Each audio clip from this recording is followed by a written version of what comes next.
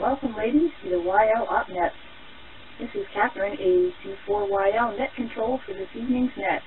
We meet every Thursday at 8 p.m. Eastern Time on the Echolink ALARA conference node. Be sure to invite all YLs you know to join us.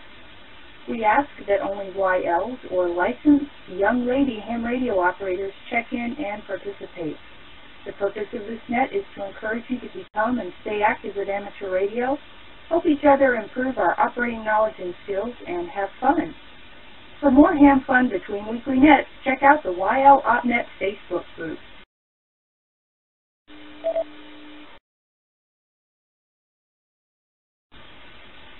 During the net, be sure to join us in the NFARL Do Drop In chat room by opening any web browser and going to NFARL.dodropin, that's DODROPIN.org. Just put your name -- call sign in the box and click Log In. YLs who would like to check in, please give us your call sign, name, and current location. And don't forget that there is a 3 to 4 second delay when transmitting through Echolink. This is Catherine, AAC4YL. We will now begin taking check-ins. Please call now.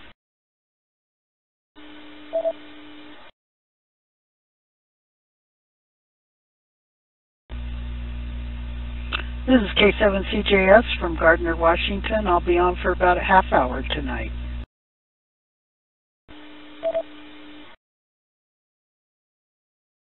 And there is VT Jenny over here in the UK. Good morning, everybody.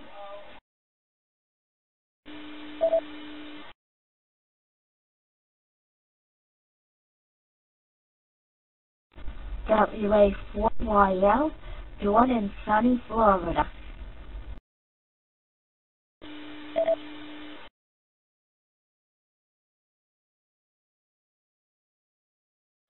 KC9ZHV, Lauren in Albany, Illinois.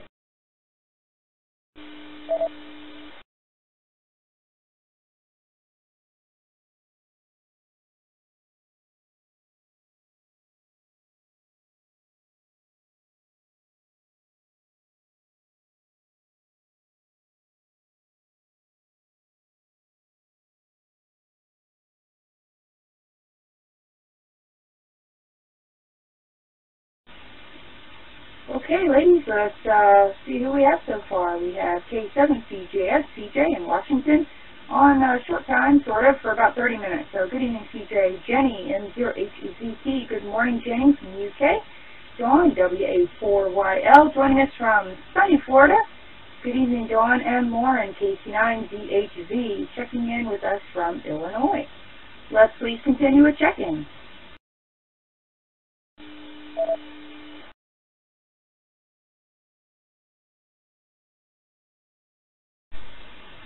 WY7YL, Katie in Sundance, Wyoming.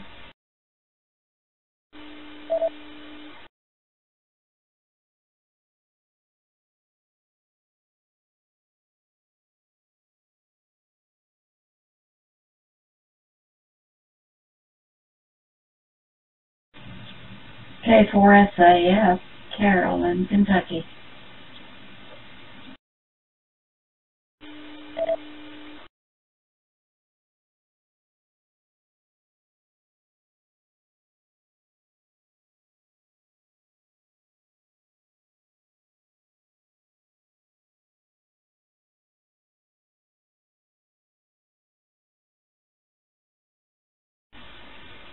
Okay, very good. So also joining us this evening is Katie, WY7YL, Terrence from Wyoming. Good evening, Katie, and Carol, K4SAF, checking in with us from Kentucky.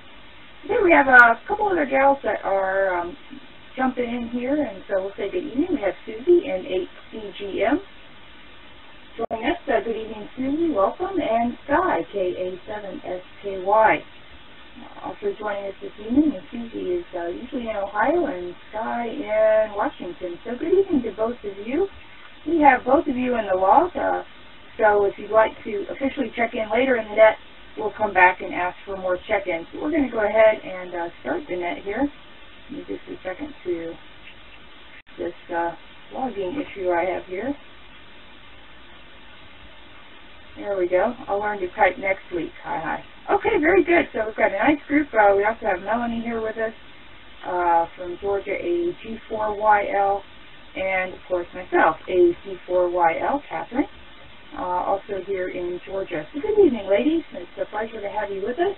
Of course, we're missing several gals this evening as they are up in Winnipeg, Manitoba, Canada, for the ALARA birthday bash this week that wraps up between this evening and tomorrow morning. So we wish them a safe trip back, of course. And they've been posting some things on Facebook. If you're a member of the ALARA Facebook group, they're over there.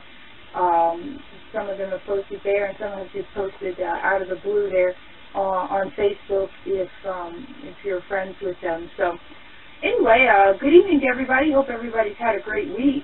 To kick off tonight's net, let's open it up to the group and see if anybody has any announcements or anything that you would like to share with the ladies this evening. Please call now.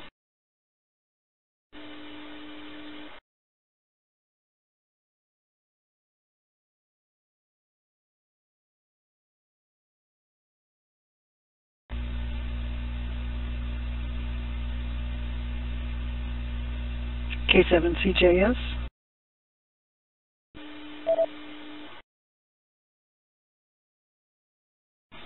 Well, good evening, CJ. Please go ahead.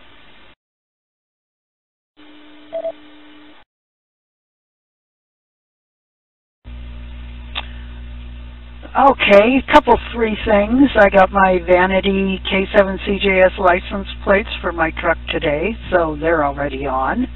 So that made me happy. Second thing is I have a meeting tonight, which is why I have to leave early, because in our HOA here, the Architectural and Landscape Review Committee, I submitted a variance on the height, which here is 4 feet over your roof. So I requested it to be maxed out according to the highest roof in the park, and they granted it. So it's going before the board tonight to get me a variance to 19 feet 8 inches from the ground.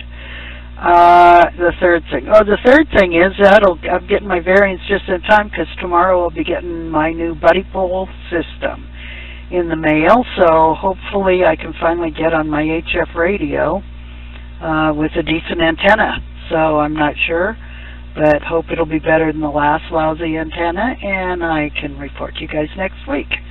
K7CJS, back to you, Catherine.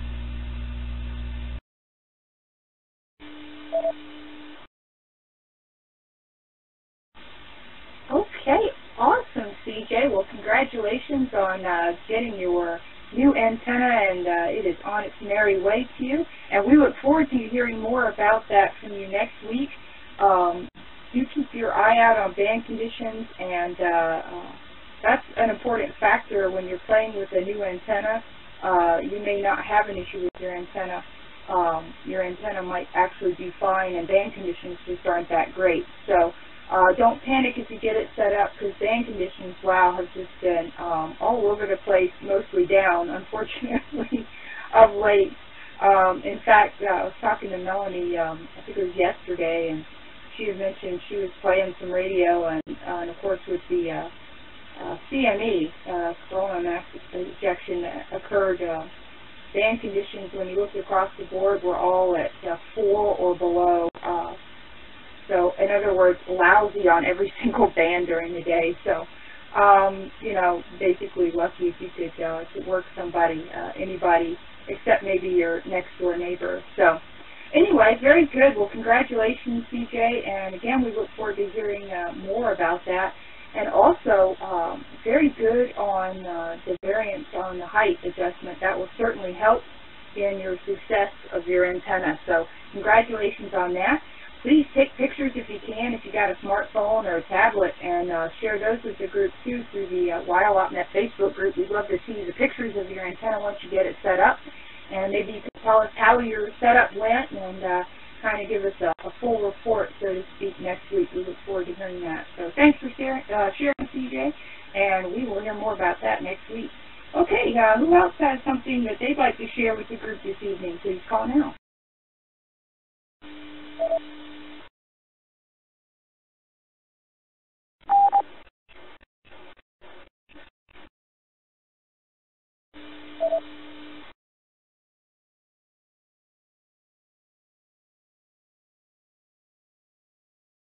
This is WA4YL. Made some contacts last night. One was to the United Arab Emirates, and the other was to Estonia. And I got my third W9 IMS. Did anybody else make contact with them? Back to net control. And I want to say hello to everybody in the group.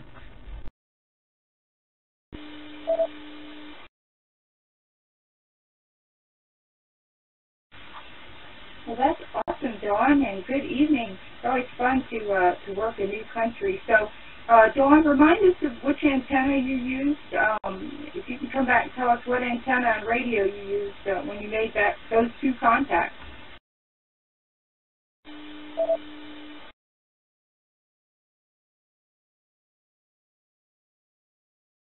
This is WA4YL. I use my Yaesu 991 with my Ultimax DX Stream antenna, which is a wire up above the house at about 30 feet. It's an end-fed antenna. And for 2 meters and 440, I use an Arrow open stub J-pole.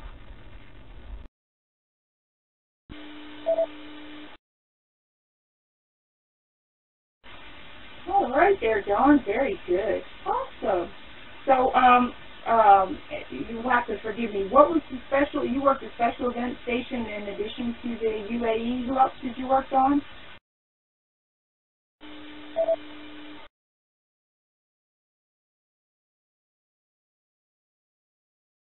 Yes, I believe they were all special events for one thing or another, because they were very rare DX. Estonia, I never even heard of the country, and it was the first time I ever contacted them. And then I worked the Indianapolis National Motor Speedway in Indianapolis, and I got all 3 contacts, so I get the certificate and the QSL card. Back to net control.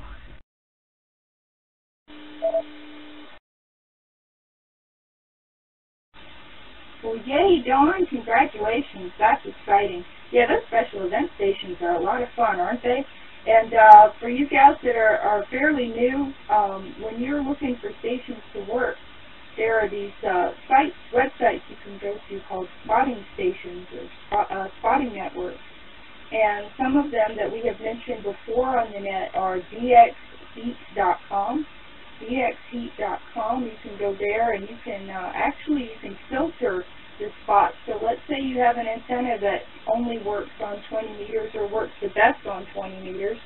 You can actually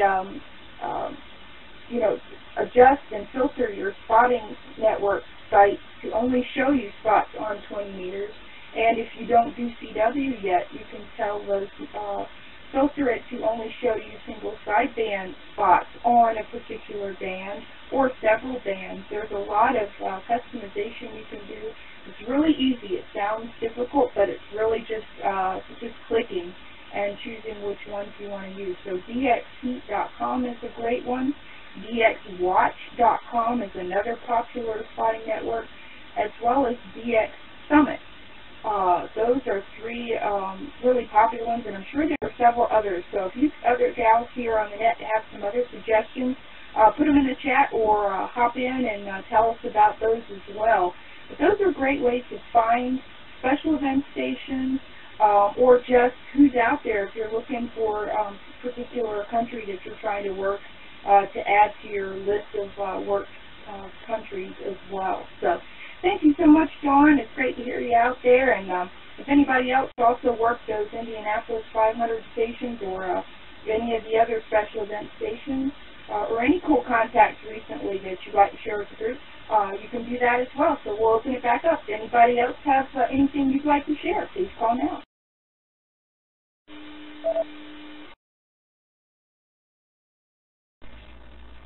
Hey, G4YL.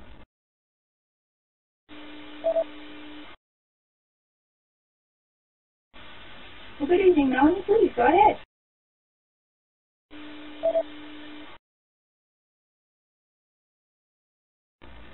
Thank you, and good evening, ladies. So, just to backpedal 2 steps here. All the clusters, all the DX, all the spotting networks, if you will, the spotting clusters, pretty much work together. So all those that Catherine mentioned, they'll all pretty much tell you the same information. It's kind of how it's ordered, how it's accessed, how you can access the filters. One day I was putting around the internet, which I like to do, and checking out different sites, and I found DXheat, and it's now my favorite in the spotting networks. It's so easy to use. It's so easy to select the bands and the modes, like Catherine was mentioning. You can just easily select what modes you want to look at, what bands you want to look at, and you can do it all on the fly. It's really easy. It's easy to get registered so that you can spot.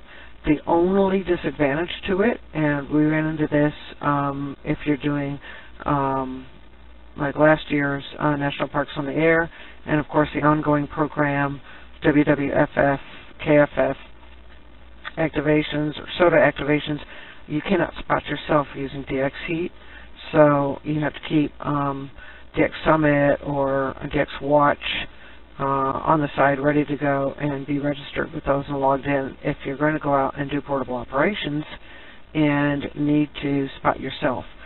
Portable operations are one of the few things you can do where it's absolutely okay to spot yourself and get up out of there when you're doing like WWFF or SOTA, Islands on the Air, U.S. Islands. There's a few other programs, and of course special event stations. You just can't do it when you're doing an actual contest, but you can do it for other operating events. So encourage you all to get out there, look into the WWFF program. It's Worldwide Flora and Fauna, and it's a lot of fun. There's probably a state park or some other entity very close to you. The national parks, most of the national parks and the state parks are part of the program. You can get right in there and go play some portable radio. And if any of y'all have any questions or need some tips with that, there's plenty of us on the net. Catherine and I did a lot of work for National Parks on the Air last year and activated quite a few places, so we could always help you. Pause, reset.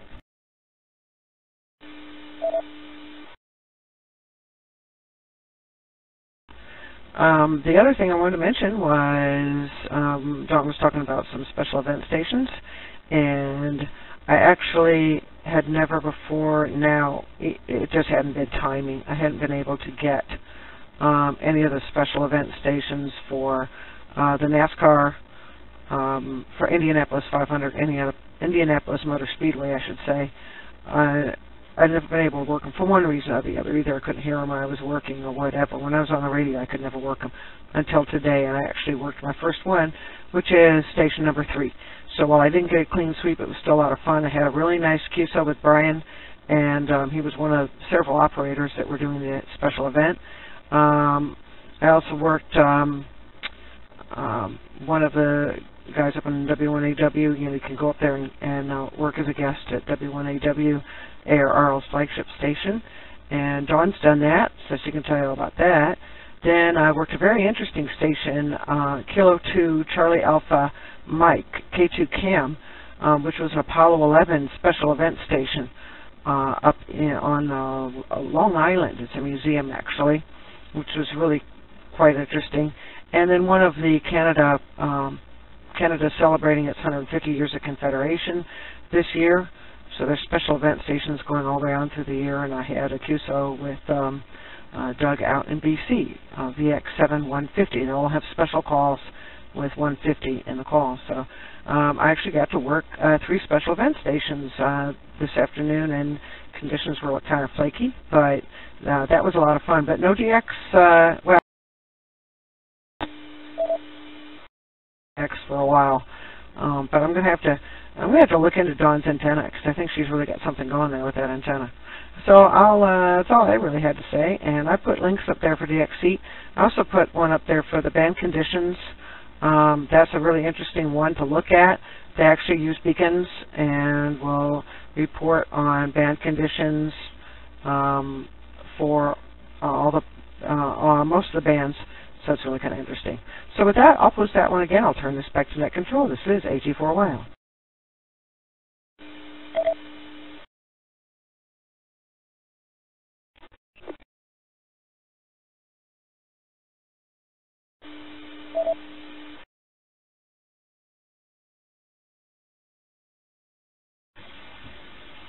Okay, very good, Melanie. Well, thank you very much for all that fun information and your fun special event station experiences today. That's awesome.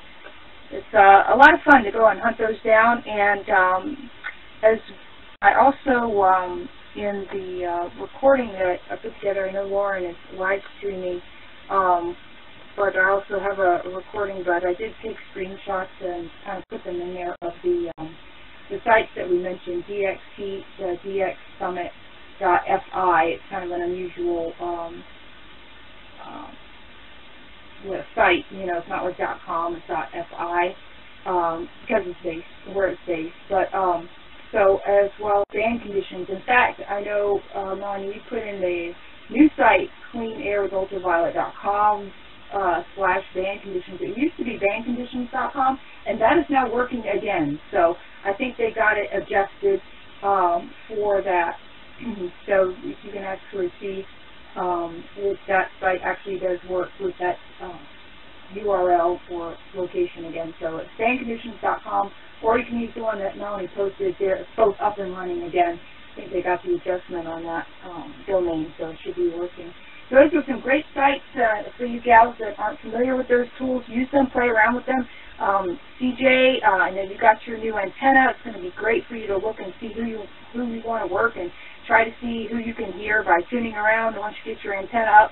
It's a lot of fun. Or, you know, sometimes it's even fun just to not use the site and turn that dial and just see who you can work for. It's really, really cool. And yes, thank you, Katie. Yes, .fi, because it is based out of Finland. Exactly, so that is why it's got that interesting end to the website address. So thank you, Katie. And we've had a couple other gals join us here. Ruth, KM4LAO, has joined us. I think that Lauren had to step away, so 33 to her. She's out listening to a repeater. So great group. All right, let's. Who else has something that you'd like to share with the group? Please call now.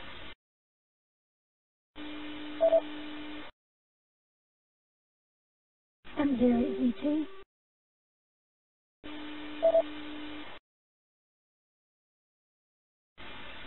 Please, go ahead, Jenny.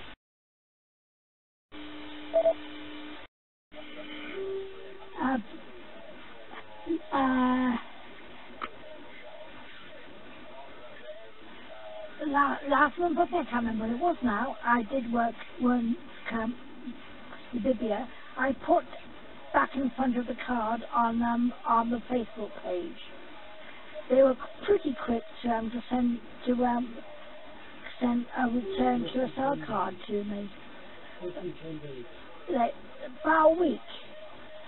They took a week to reply to me. But yeah, I was pleased. As I say, the pictures that are up on the Facebook page. Call sign being Whiskey 51 Whiskey. That's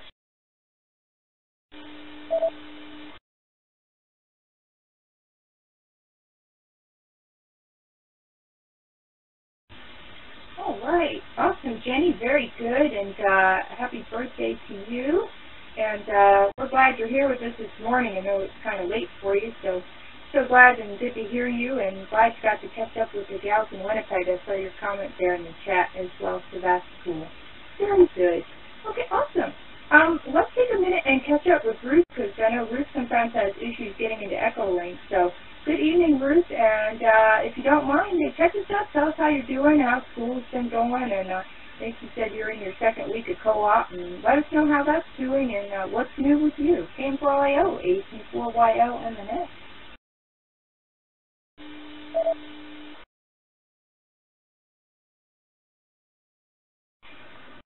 AC4YL and the net. This is KM4LAO. Yeah, I had a little bit of Echolink issues. Like, it just takes a while to load up, and I restarted my phone a couple of times and turned the Wi-Fi on and off and turned it back on again, and it's working fine now. So I'm in. We'll see how long that lasts. Haha. I'm doing good. I'm in my second week of co-op. I'm back in Georgia working for an engineering company. Back working at Textron Specialized Vehicles.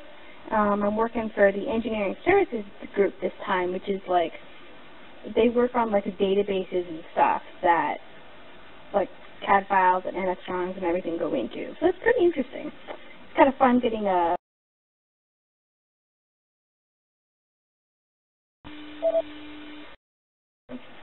so that's been good.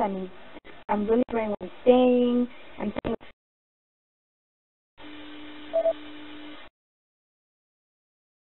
So it's kind of fun. So I have a couple of different wire antennas around this time. So I'm starting with an NFED, a 240 NFED, and then I have a couple other antennas I'll probably round with and kind of figure out which one I want to use for sure.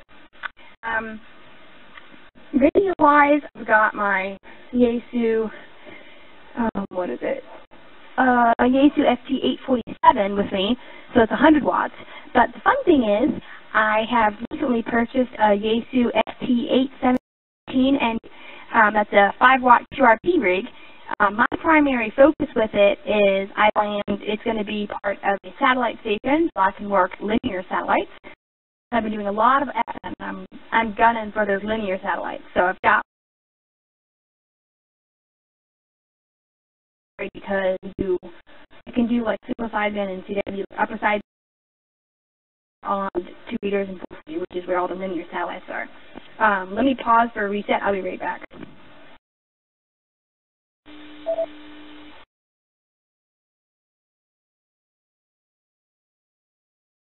That's been fun getting there, and haven't made too many contacts yet because of my tax because I'm gone. But I've done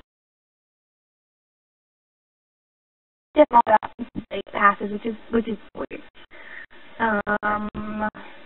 Yeah, and I'm excited because I had fun reading the August QST with the cover was the cover for the was promoting the total solar eclipse. So tomorrow's one.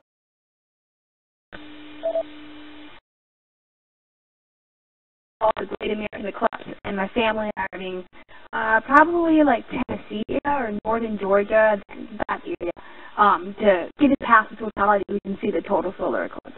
So I'm excited, I'm doing well, and it's great to the next night. So I'll turn it over to you, AC4YL, this is KM4LAO, and the next.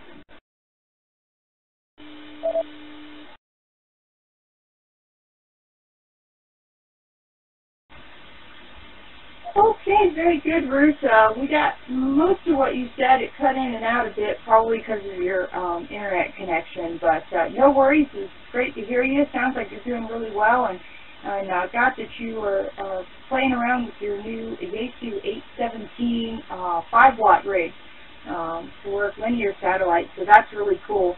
One thing I love about you, Ruth, is you just are you've got such an excitement about you to just get out there and try new things, and it's really an inspiration to myself, and I'm sure to a lot of the other gals here that are thinking about playing with new things and learning new stuff. You just jump in there and do it, and that's really awesome. So it's glad that we're glad to hear you, and glad you're doing well and made it in tonight and got a chance to stop in and say hi, and that things are going well for you, and glad you're in Georgia for at least a little bit. So very good. Thanks so much, Ruth. And by the way, let me just see if I can find this. In the YL OpNet Facebook group, Ruth wrote, of course, about her one of her adventures in the QSC magazine, and it's a candidate for the Cover Plaque Award.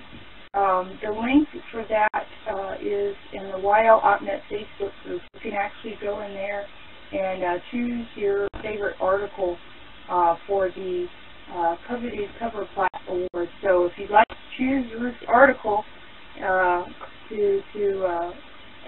for that, you can actually click in there. Now, you do have to be a member of ARRL to vote.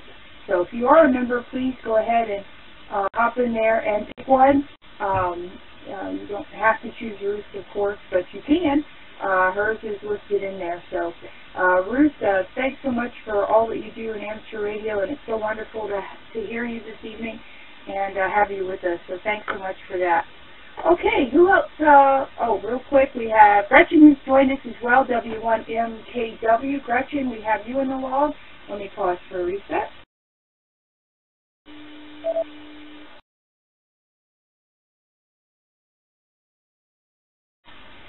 Okay, so like I was saying, we've got Gretchen, W1MKW from here in Georgia in the log this evening, so good evening to you, Gretchen. Sarah has also joined us, AB7PS, so good evening, Sarah, and welcome to the net this evening. And Nisi, KA1ULN, has also joined us, and we have you in the log, and I can't remember if I mentioned Michelle, W5MQC, but she's joined us as well, so great group this evening. Y'all just keep flowing in, and it's wonderful. Okay, so right now for you gals that have just joined us, we're just catching up with each other, and so if anybody has anything that you'd like to share with the net this evening, please call now.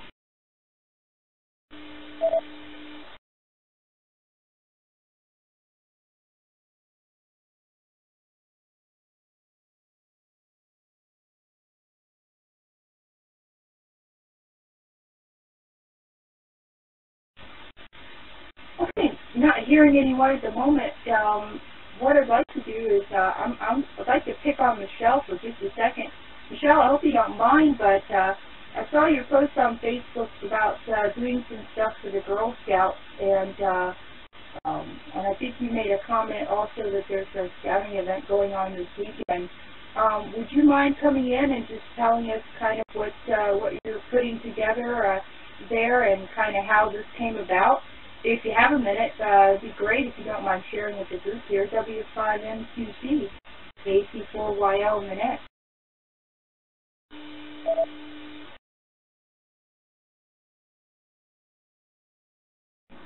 Well, good evening, ladies, and thank you for calling me out. It's much appreciated.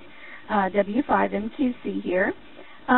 Well, we've been trying, in our club is very active in trying to get a lot of the youth on board, and we've been doing the Boy Scout classes for a while, but we've really been trying hard to reach out to the Western Conference in Oklahoma to get the Girl Scout program off the ground.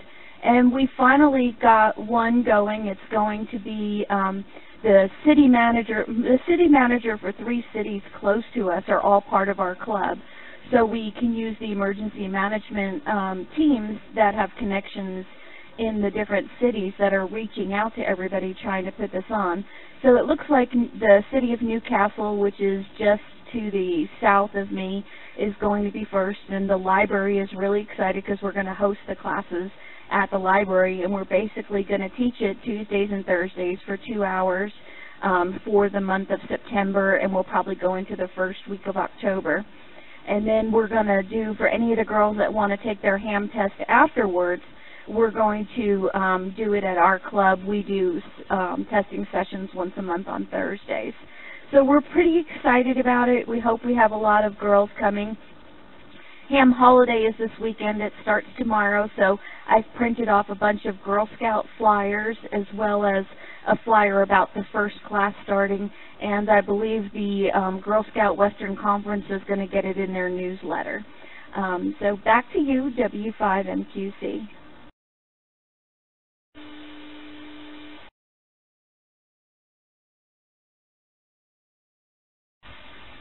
Well, that's awesome, Michelle, and I hope you don't mind. I'm going to pick your brain a little bit more. So, could you? Because I'm not familiar personally with the Girl Scout program very much.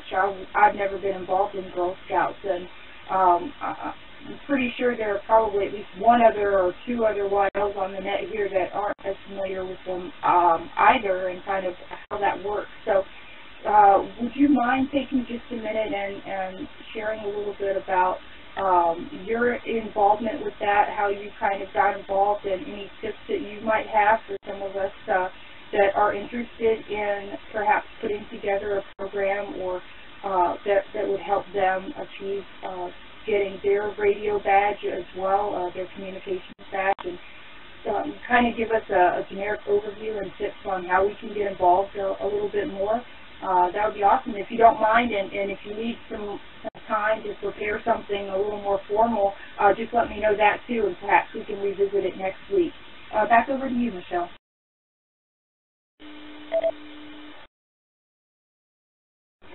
No problem, and I would say I literally have no Girl Scout experience at all. I was not a Girl Scout, my daughter wasn't a Girl Scout, and my granddaughter wasn't a Girl Scout. The only thing that's pushed it has been the ham radio and the desire to bring more younger people into our club.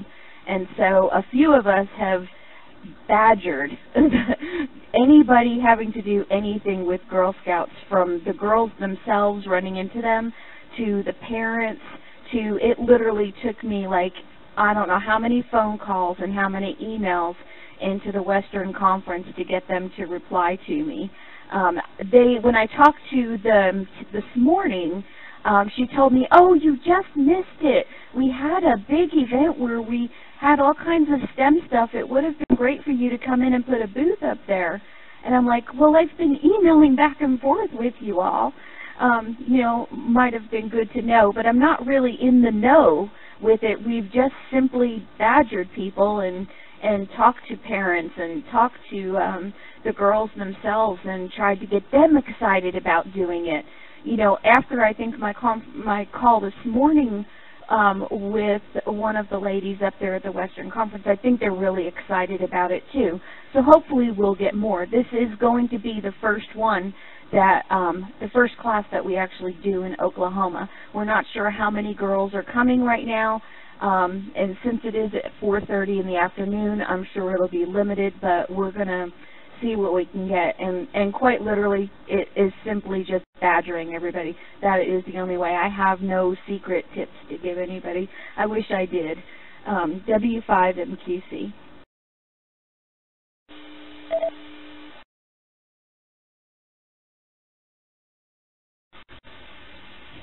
Well, thank you very much, Michelle. And you know, actually, that's a help in of itself and encouragement, so that perhaps the best way for those of us that aren't that familiar would be to look them up on the web and find a local scouting group and start plugging away and talking to some folks and learning more about it. I know Carol, KP4MD, has been really getting some Girl Scout things together as well. So, Michelle, perhaps you can keep us posted and maybe even inform us on the WildOpNet Facebook group how it's going and any materials that you're using. Feel free to add those to that group as well, so that we can kind of utilize and share what has been successful.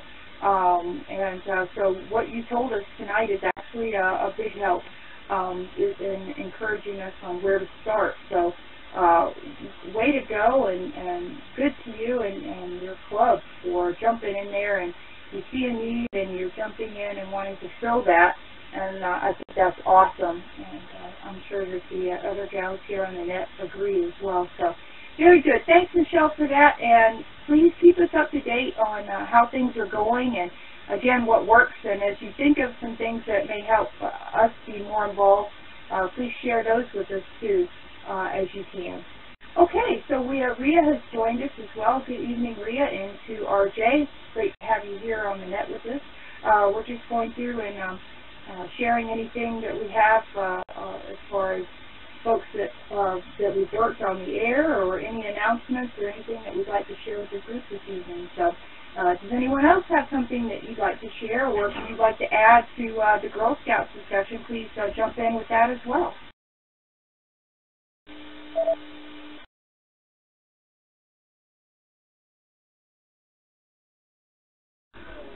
This is N2RJ.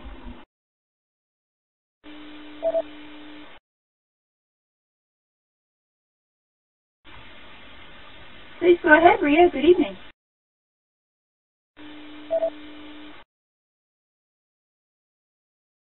Well, good evening, and hope everything's going well. I just caught the net, just got home.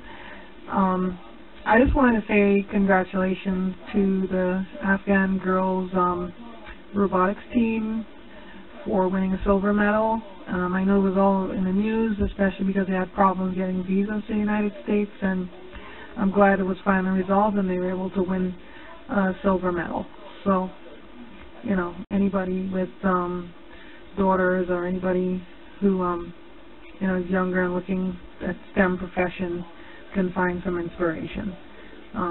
That's all I really have for now. I mean, you know, the more things change, the more they stay the same. Nothing really else much going on here. I am getting on DMR a little more, so maybe sometime we could talk about that. Back to you, Catherine, and to RJ.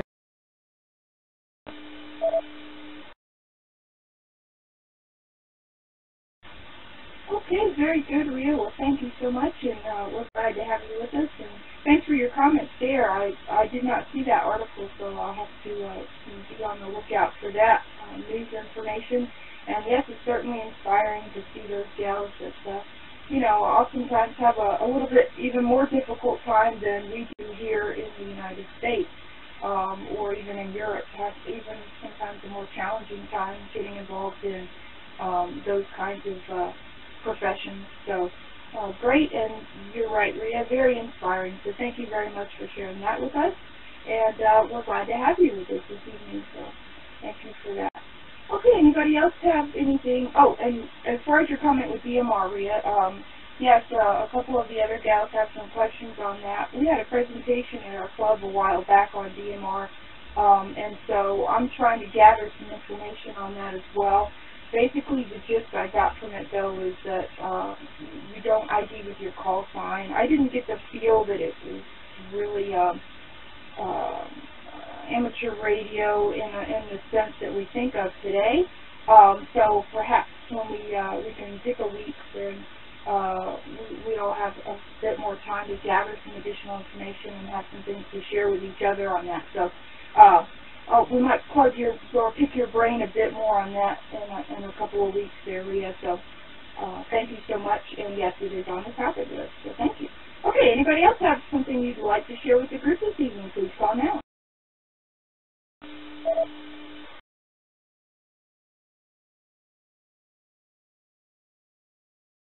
W1MKW.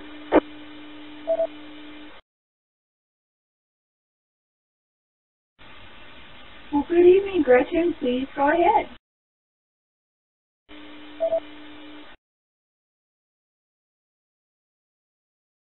I'm really glad to see everybody's name in the chat room and everybody's messages, and super glad to hear everybody's voices, and I'm glad everybody's doing well. I just wanted to let everybody know that the Stone Mountain Club, the Alpha Memorial Radio Club, I'm their new editor for the newsletter, and I've been doing the newsletter since March. So I'm going to put just our website and how to get to my newsletters in there, so if anybody wants to check them out. I also will take any suggestions, or if anybody ever wanted to write anything, I'd be glad to put it in the newsletter. It's W1MKW, back to next.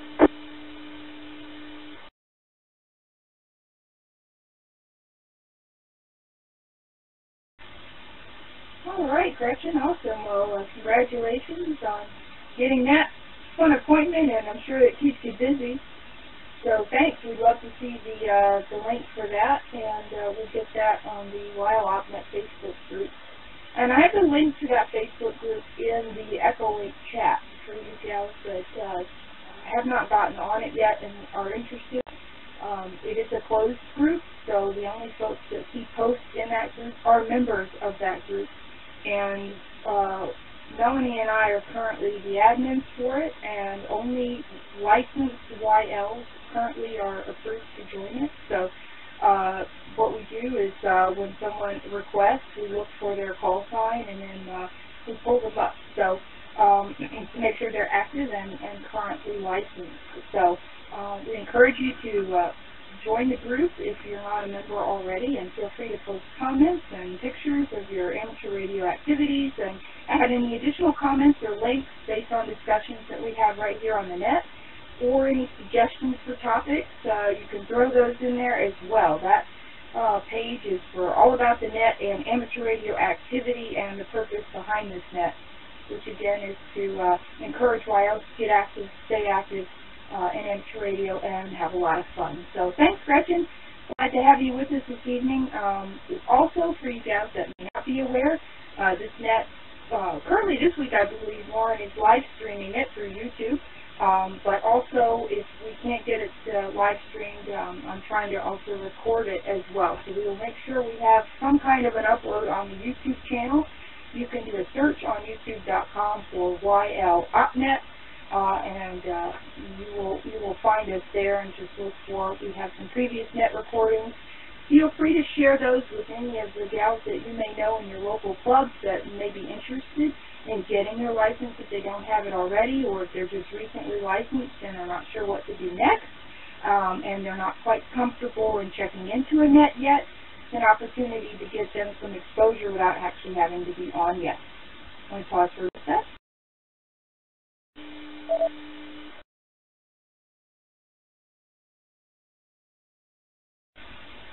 Okay, I see Betty has also joined us, WY7MOM, so good evening to you, Betty. It's great to have you with us this evening. We have you in the log as well. Okay, anyone else have anything that you'd like to share with the group? Please call now.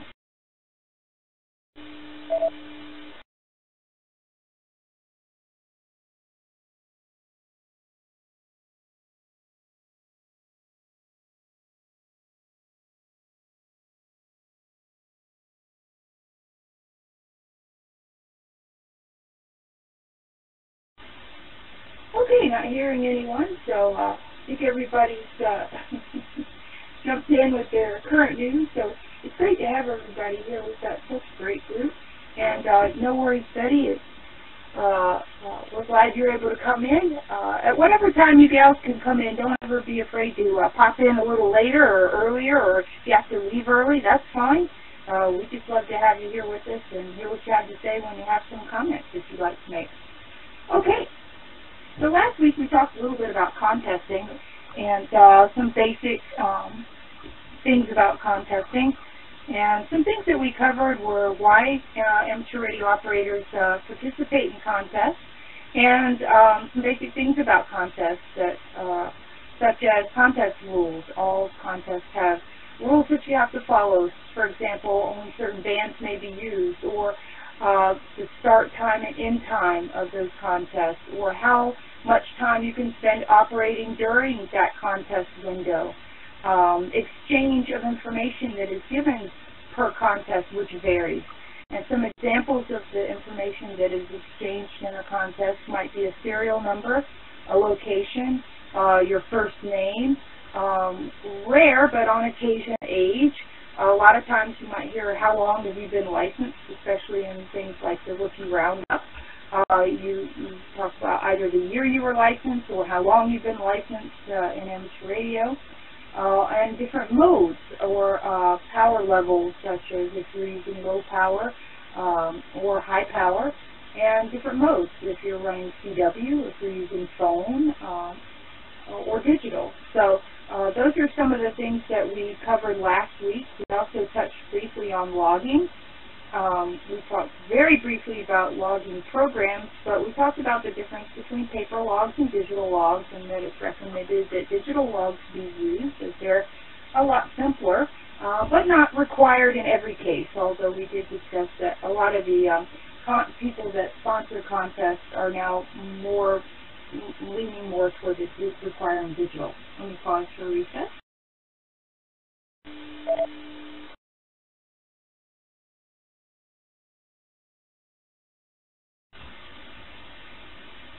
Okay, so some other things we talked about briefly last week was running, frequency versus searching and pouncing, and when you might use which one.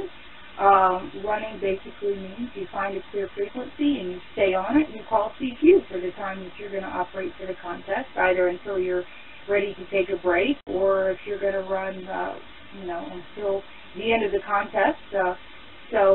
That's basically what running the frequency means. Search and pounce is really where you go up and down the band or areas or portions of the band that you have privileges in that are also part of the contest allowance for being on those sections of the band. And you just go up and down the band and you listen for stations that are participating in the contest and you work them. That's search and pounce. Andrea, K2EZ, gave us some good recommendations last week when it comes to searching and pouncing, and don't always go for the loudest stations because they may have a pile-up that you can't break through. Look for the ones that you can hear that may not be as busy. Maybe they're a little weaker than the really loud station running 1,500 watts, but you hear somebody that's not quite that loud, but you can hear them well, work them. So that was a good tip from Andrea last week. So we covered all that. Do we have any questions or additional comments on any of that information before we move on?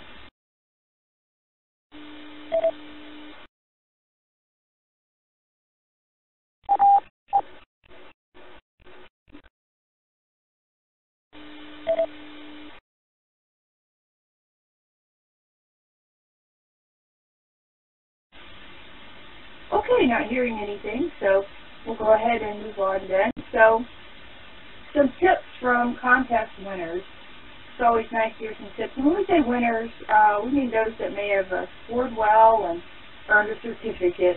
Because, you know, really contesting is more about participating than winning, per se. But some tips on contesting from those that have done it for a long time and do generally well in contesting. Their tips are, 1, read the contest rules and make sure you understand them.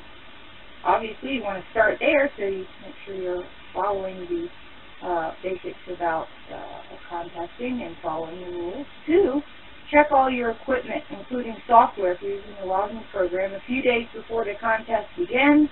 The last thing you want to do is you're all geared up, you're ready to roll for the contest, and you go to turn your radio on and it won't come on. Or something's wrong with your antenna, or you have audio issues, etc., etc. So check your equipment, check your computer, make sure your logging program's working, make sure you have the latest copy of that particular log. Contest log ready to roll, because things might change on an annual basis. So test all that, make sure you're ready to go before the contest. 3, understand the basics of propagation and plan your contest strategy accordingly. So that might be a little bit more difficult for, you know, if you're new to contesting, you're new to amateur radio, that can be a little tricky one, but there's a lot of information out there on that. Again, the basics of propagation, when you know you're not going to be able to work Europe, for example, obviously you're not going to want to try and work a bunch of European stations during that time when it's not going to work that well. Otherwise, you're going to spend a lot of your time not making contact. So you want to plan for the best time based on propagation forecasts for that weekend. 4, which is a really good one, make plans for rest and nourishment. Always have something to drink on hand, and take a break. So get up, stretch your legs, and take a break. Take the headphones off and give yourself a rest. Let me pause for a reset.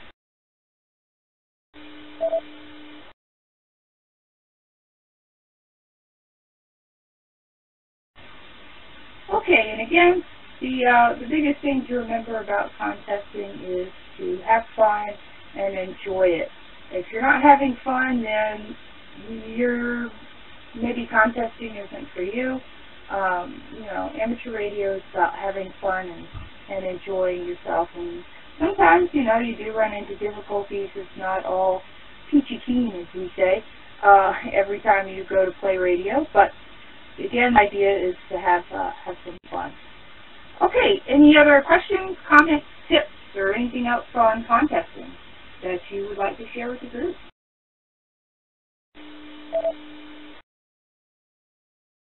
And to our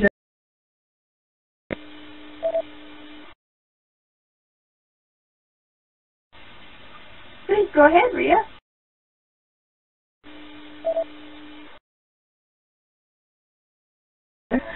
So in the Facebook group, I'm going to post a few web links for determining how well your station does to different parts of the world for contests. Because it's kind of, it used to be a black art, but now there's so many tools that can actually get you doing that pretty quickly. One tip I got from K3LR, and everybody knows who K3LR is that you use something called Whisper. I don't know if anybody used Whisper. It's basically a digital beaconing mode developed by Joe Taylor, who made WJST. And what you can do with that is figure out when the band opens and closes at your location. So then you can plan your strategy accordingly. You know, when you're going to look for Europe, when you're going to look for Japan, you might be surprised at what you can work at different times of the day. That's that. There's also knowing your station. it's probably a good idea, like, you know, a month or so before you take part in a contest. You could take part in a smaller one to sharpen your skills and get familiar and make sure everything works and blow the dust bunnies off, you know. So that kind of really does help a lot. But yeah, the one about Whisper, check it out. That's definitely one that opened my eyes. And there's also the reverse beacon network. There are tools there where you can see how loud you are compared to other stations. If you operated CW in the past, a CW contest, you can do a comparison. So, but I'll post some web links that go into a little more detail. All right, back to you, Catherine, and to our guest.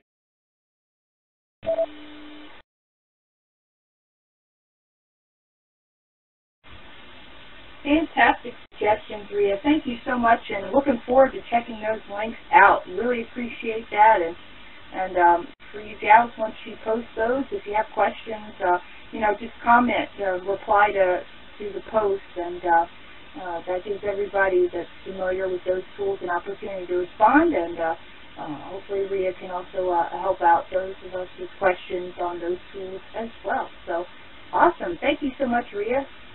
Glad to have you here, and thank you so much for those tips and suggestions. Okay, it's about 3 minutes until 9 Eastern, 9 p.m. Eastern. For any of you gals that would like to hop over to 20 meters and just give a call out on 14.288, I don't know that there's an official HFnet over there, but if you gals just want to check out 20 and see if it's alive and see if you hear any YLs over there, feel free to do that.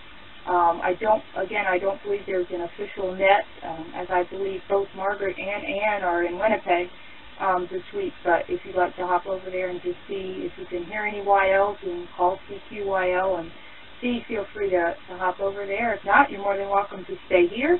If you want to hop over there and come back here, you're more than welcome to do that as well. This net will continue for another 33 minutes. So I just wanted to remind everybody, if you do want to check out 20 meters in a couple of minutes, or if you want to go ahead and hop over there now, feel free to as well. Okay, so thanks again, Rhea, for that. We've had a couple other folks join us here on Echolink. So good evening to you gals that have joined us. And I can't move fast enough and click and transmit here at the same time to see who, but I'm looking at W05J. Good evening. And if you'll please forgive me, your name escapes me at the moment, but good evening to you. And N6VAR, good evening to you. So we'd like to welcome you to the YL OpNet for Young Lady Amateur Radio Operators. So let me pause for a reset.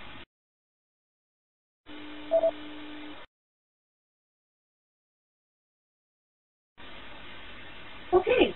Do we have any other YLs on this evening that have any other tips or comments about contesting basics that you'd like to share with the group, or questions for those that mentioned some tips as well? Please call now.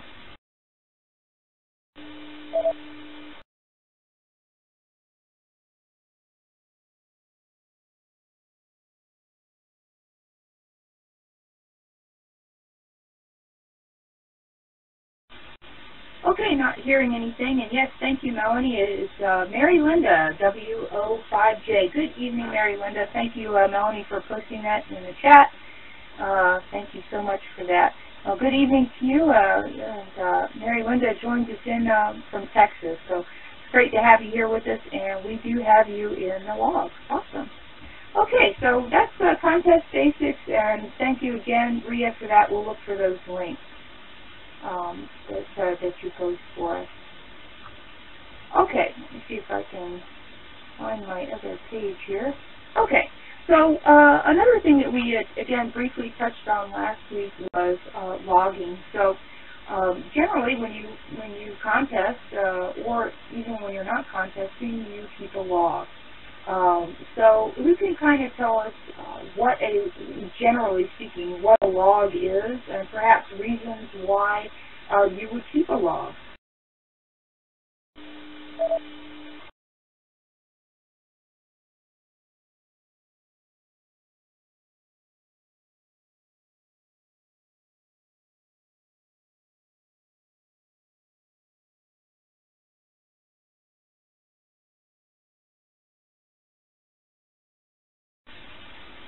Okay, let me start with a really easy question.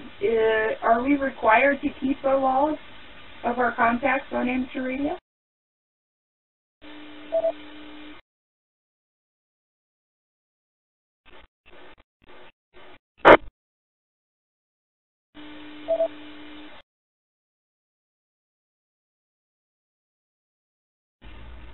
W05J.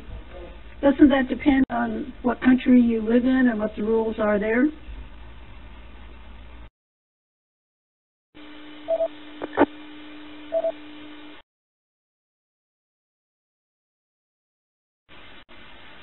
All right, good point, Mary Linda. So yes, it would depend on the country that you live in and whether you are required to keep a log. It depends on the governing body of that country that manages amateur radio frequencies and privileges, etc. So excellent point. That's a great starting point. So we'll narrow that question down a little further then. In the United States, the FCC regulates amateur radio and our requirements for that. And our direct communication with the FCC goes through the American Radio Relay League, or ALARA. So, does the FCC require us here in the United States to keep a log of our contacts?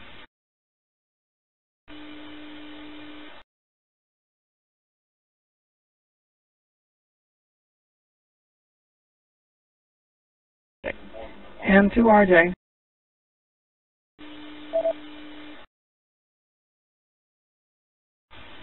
Please, go ahead, Rhea.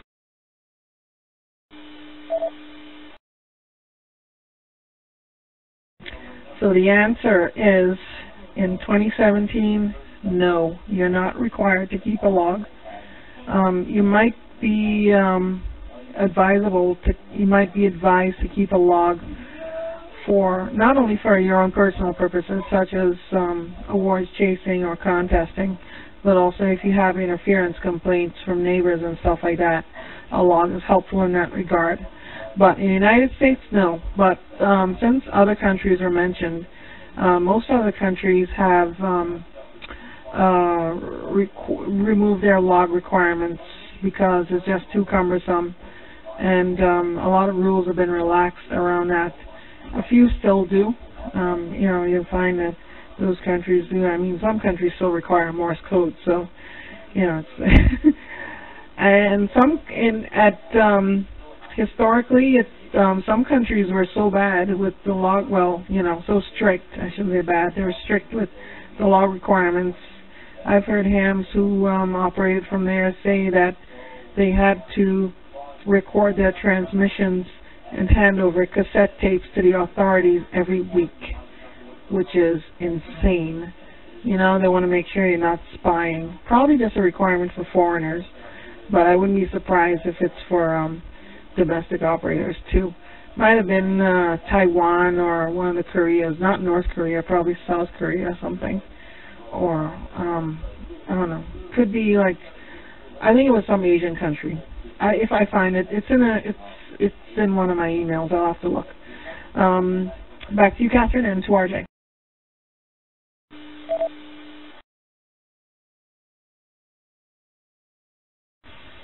Okay, very good, Rhea. Thank you so much for that excellent information. Certainly do appreciate that.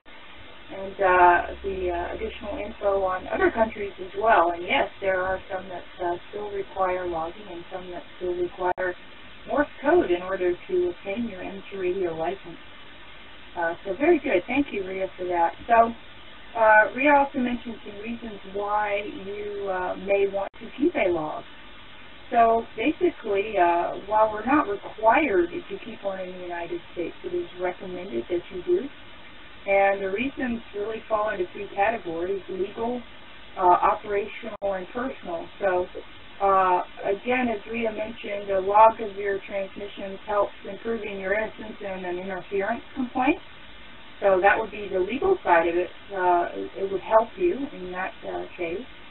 Operationally, it would help you so you have a log of your past contacts, which is helpful when you're filling out a QSL card, a DX QSL card that may have taken quite a while to get to you. And from a personal perspective, perspective, it's kind of like a personal radio history that kind of helps you keep track of people that you've worked and the different countries and places that you've worked and nets that you've participated in or contests that you've worked. So it's kind of keeping track of your contacts, and it's fun to be able to look back and see that. But also you can kind of see some commonalities if you've worked stations before. The nice thing about a digital log is most of them will prompt you and let you know that you've worked that station before, which is really neat. So you can see that if you've worked someone several times, perhaps. You know that generally propagation is good, and you can work them well, and it's nice to be able to kind of build that, get to know someone through amateur radio that way. Let me pause for a reset.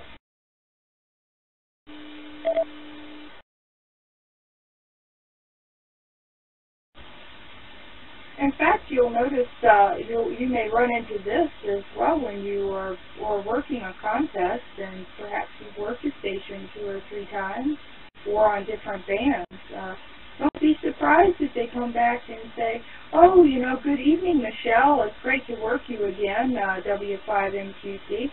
And how do they know? Because they have you in their logging program, and when they plugged your call sign in, there you were. Hey, I worked you back in the November sweepstakes last year. You know, it's great to work you again. So that's how they know. It's not, you know, magical.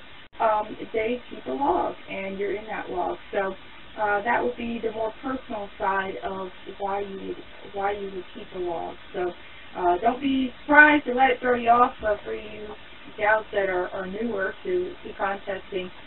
It's not magic. They have you in the log, and they've worked you before. It's really cool. So what kind of information do you put in an amateur radio log?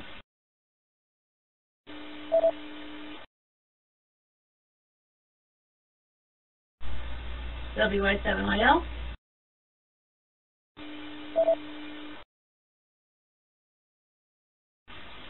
Good evening, Katie. Please, go ahead.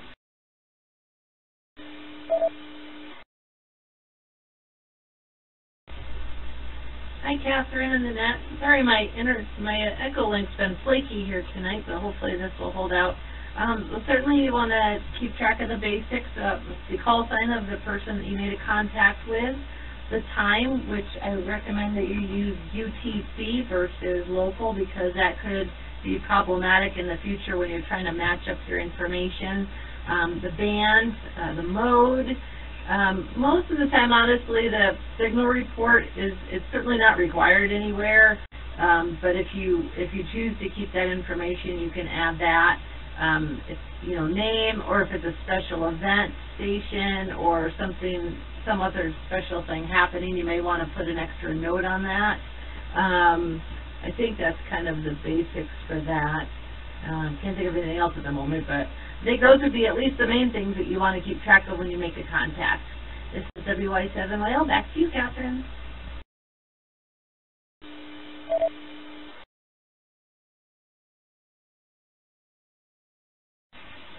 All right, excellent. Edie, thank you so much for your comments there, and right on.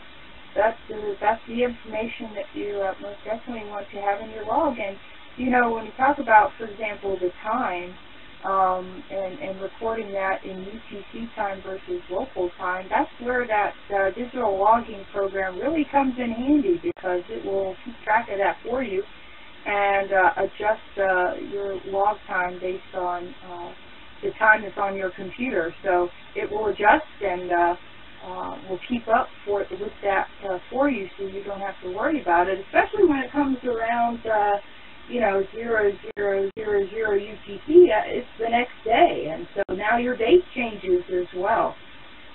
So, for example, this net here starts at 8 p.m. Eastern, which is currently midnight or 0000 UTC. So technically, this net starts on Friday morning if you're looking at UTC time. So for Jenny, it's 1 o'clock in the morning, her time currently. So that's when things can get a little bit complicated if you're keeping a paper log.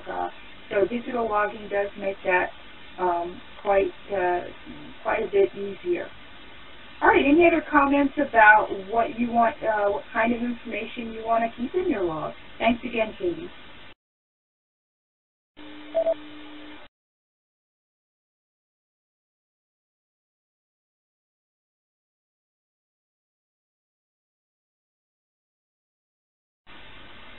Okay, not hearing anything, so let's do a quick recap. So there are basically two essential types of information that every log needs, and that's information about your operation and information about the station you contact. So for you want to record, as Katie mentioned, the date, the frequency, the mode, mode being CW, PSK31, which is a digital mode, or are you using phone or single sideband. Your power output is a good one to put there if you're running 100 watts, which is generally barefoot, or if you're running an amplifier, are you running 1,000 watts or a kilowatt, or are you running QRP, are you running 5 watts? For the contact station or who you're working, you want to record their call sign, the name, the time the contact started and ended, their signal report, and name and location. Again, you want to use UTC time for when you put in the date and time. It's highly recommended that you do that. So those are generally the things that you want to keep in your log. You can also, as Katie mentioned, put comments. For example, in NCFJC, there's a box for comments. Maybe it's a special event station, as Katie mentioned, or it's a contest station, or in your conversation, you have a good conversation with that person and you want to make some notes about what you all discussed, so that if you work them again and they pop up in your log, you can go back and revisit the different things that you talked about there. So very good, Katie. Thank you for your comments. Does anybody else have anything else on what you want to keep in your log?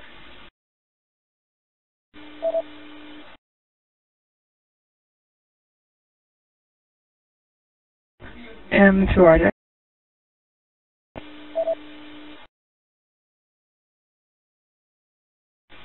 Please, go ahead, Rhea.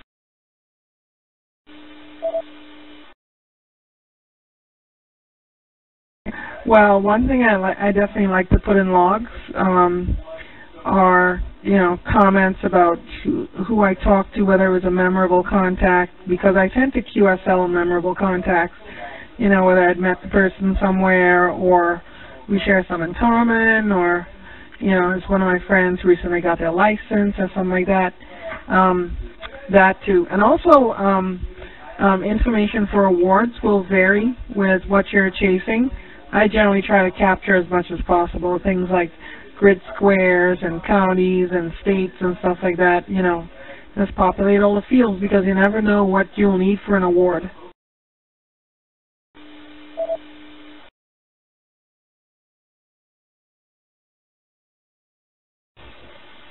All right, awesome. Very good points, Rhea. Thank you so much for those additional comments, and very good. Yeah, the comments box can be really useful at times, most definitely. So we appreciate that. We have Shirley that's joined us, CK5YL. So good morning to you, Shirley. I'm glad to have you with us, and glad you're able to make it. And I see that Anne, looks like KC9YL has popped in on the Do Drop In chat. They can't get a signal in the banquet room, but the gals there in Winnipeg say hello to everyone. So if you are in the Do Drop In chat and would like to kind of give a shout out back to the gals there in Winnipeg, feel free to just pop over there and just send a little note to Anne. I don't know how long she'll stick around without having a good enough signal for Echolink there. But what we're doing tonight, Shirley, is we were just going through reviewing the contest basics that we talked about last week, and then we were talking about logging and information that you were keeping in your amateur radio log. And whether you use a digital method to keep your log or paper log or those kinds of things. So that has been the discussion thus far. So before we move on, does anyone else have any more comments on contesting basics or keeping a log?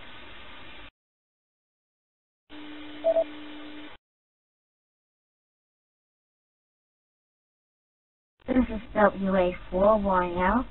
My logbook, I logged it on QRZ, and I had paid a lot in the past before I knew about QRZ. And I got through those recently and can't believe how much I got there in the logs. And I got 66 countries in my logbook now. And I want to say 33 and good night to everybody on the net.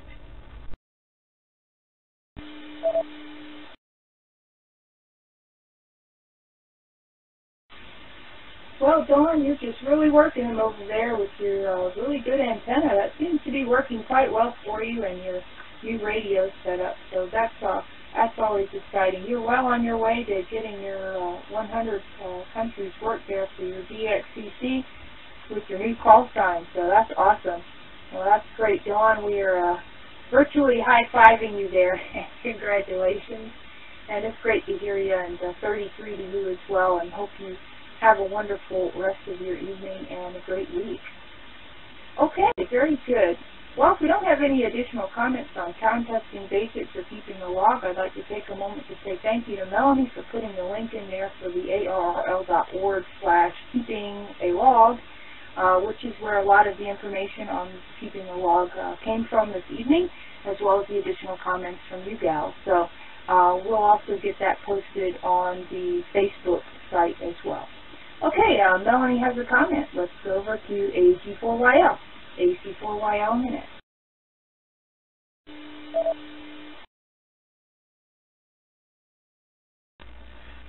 Cool. Well, it's interesting that you would just mention it, because I just got done editing the Facebook page even more, which I try to do. I try to keep on top of it for you ladies and keep everything in there. I've pinned a post with the links to the spotting sites we talked about. A really cool site that I didn't talk about, but I did put in the chats on both sides. It's qrzcq.com/xmap. It's really kind of cool. I just discovered it one day and was like, hey, that's kind of neat. Just go in there and play with it. Band conditions, I've put the links for that in there. And then I went back through the Norfolk Dewdrop In chat and copied some interesting links. Nisi put a couple links in there on the Feldhell Club sprint that's coming up, really kind of interesting, and the contest basics that you just mentioned there, Catherine. Nisi also put up a really neat link on kites, and I note that Chrissy will be using one of the kite for the QSO party, solar eclipse party. She also put up a link for hamsci.org and the keeping a log link from the ARRL. So I put all those up, and if we get some more in, I'll go ahead and put them in that pin post as well. But as of right now, they're available on the YL OpNet Facebook group. As Catherine mentioned before, if you are not a member, just go ahead and ask to join, put in a request, and one of us will get you approved and in there pretty quickly. We try to stay on top of it and get you in there right away. It is open for all licensed female amateur radio operators. So that is my little piece for you. Go to the While Up Net page. It's the net after the net. Check it out. Get on those with some links. Post your own. Add your own. Please put in the comments.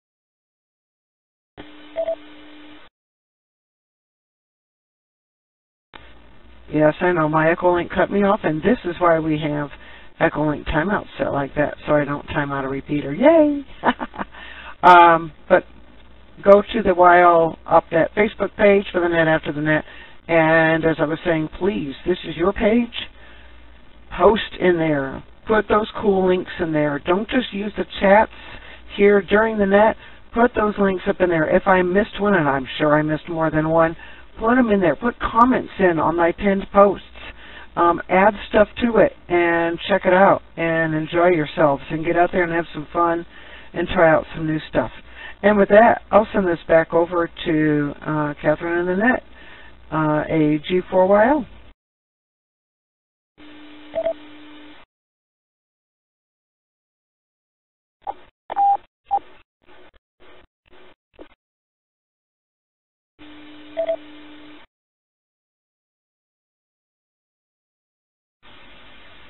Okay, thank you very much, Melanie. Appreciate that. And as she mentioned, please feel free to go in and add any links that we may have missed putting them in that we cover on the net, or if you think of additional links that are beneficial around the discussion, please add those as well. And I think Christy's ears were burning when you mentioned that, Melanie, about getting that antenna to use, put together to use for the solar eclipse QSO party. So good evening, Christy, KC8USV. Glad you're with us this evening, and we were just catching up and talking about the Facebook page that we have set up for you gals here. And again, if you aren't a member, please just to do a search in the groups for YL space OP, OP space net. And you'll find the group and just request to join. And again, it's open to any licensed female amateur radio operator that would like to join, and if it's active and would like to do that. So we'll get you approved and get you in there so you can check out all the cool stuff that you gals are posting. So thank you. Okay, so let's see. Let's see if we can talk to Shirley for just a second. Shirley, would you like to come in and make any announcements or catch the gals up with how you're doing? I know ALARA keeps you quite busy over there. So we'd like to hear from you if you got a minute to just tell us how you're doing. VK5YL, AC4YL on the net.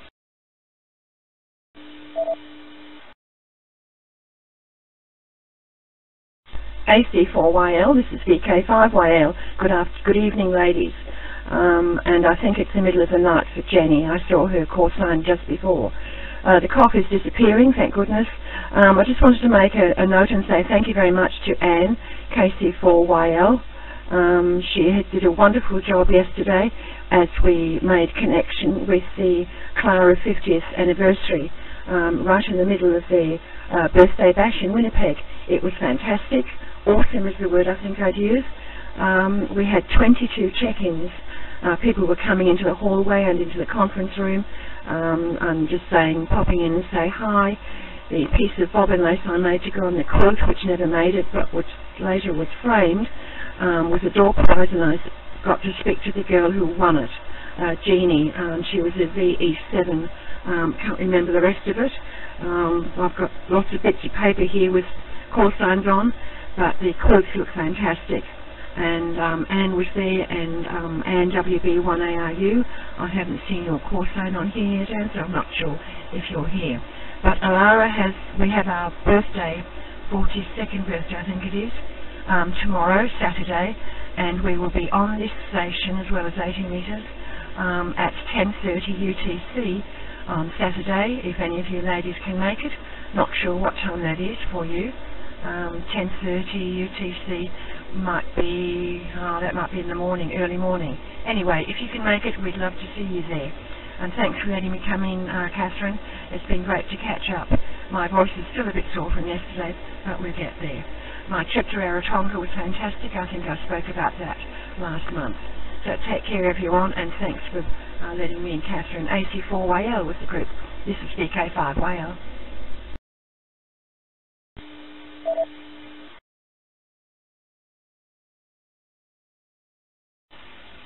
Well, it's always a pleasure to hear you, Shirley, and thank you so much for coming in today. And saying hello to the gals and letting us know. And yes, 10:30 on Saturday will be 5:30 in the morning UTC 5:30 in the morning Eastern time. So yeah, that would definitely be a little early. So you know, as they say, the early bird gets the worm. So the early rising amateur radio operator gets the contact. So 5:30 in the morning for you gals on the East Coast. And if you really like getting up early, you can certainly, for those of you that are Central, Mountain, or West Coast time. I know Katie's just writing that down, and I'm sure she's going to be setting her alarm to get up to be on for that. All right, very good. Well, awesome. Thank you so much, Shirley. That's great. You're on for 2 hours. That's awesome. Good. So that'll put us a little bit later in the morning. So if you gals would like to get up and have a cup of coffee early in the morning and talk to the gals on the ALARA Birthday Net right here on this conference, please do so. Join in. Thanks, Shirley, for the invite. We really appreciate it. And please pass along to everyone involved in maintaining this conference station that we are very grateful to be allowed to use it for this net, and I'm sure several of the other nets that the gals are using this station for. We most certainly appreciate being able to use it. Thank you so much for that. Okay, well, we are about at the end of the net this evening, so does anybody else have any announcements or comments about anything we covered or anything that you'd like to share with the group this evening? Please call now.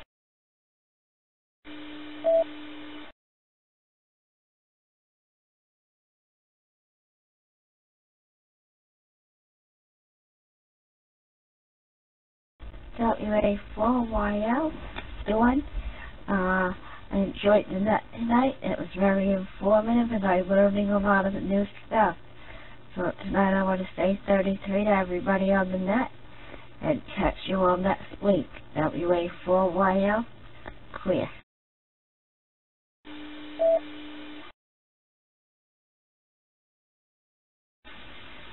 Well, very good, Dawn. Thank you so much for being here. So glad to hear you, and hope you're doing well down there in Florida and staying somewhat cool, because it's been warm. Definitely been warm here in Georgia. Summertime has definitely hit. So it's great to hear you, Dawn, and glad that you found the net tonight of interest and help to you. So thank you very much. It's always good to hear that. Okay, so with that, do we have any YLs that have joined us that have not been able to check in? If you would like to do so, please call now.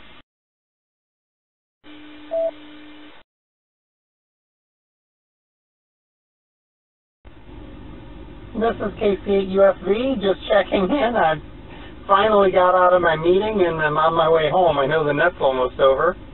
KC8UFV.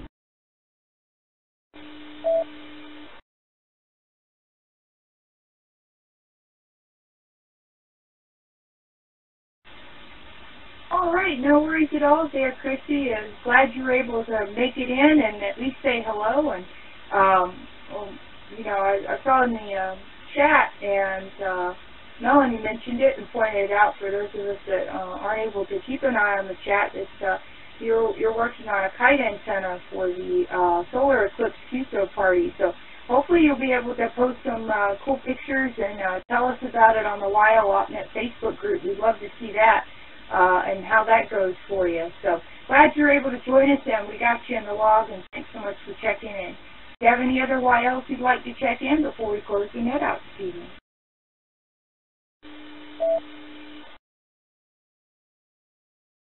I guess I'm checked in, but I didn't officially do it, Kath.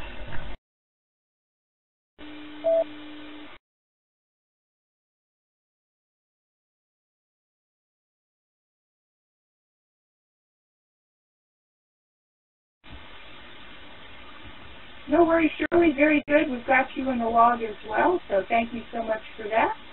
And we appreciate you being here again, Shirley. Thank you. So we'd like to take a moment and remind everybody, please don't forget to visit our YLOpNet Facebook group. We'd also like to thank Lauren, KC9VHV, And any of you other gals that work hard to make sure we have a live stream and recording of this net and making it available to everyone through YouTube, just search for YL space op space net on youtube.com, and you can find the recordings of this net, including this evening's as well as past nets. We would also like to thank ALARA for the use of this Echolink conference node, North Fort Webster Radio League for their view drop-in chat room, and all of you who are linked and listening for your ongoing support of this net. This is Catherine AC4YL closing out the YL OpNet and returning the ALARA conference node back to normal use. 33 ladies, and we will catch y'all next week.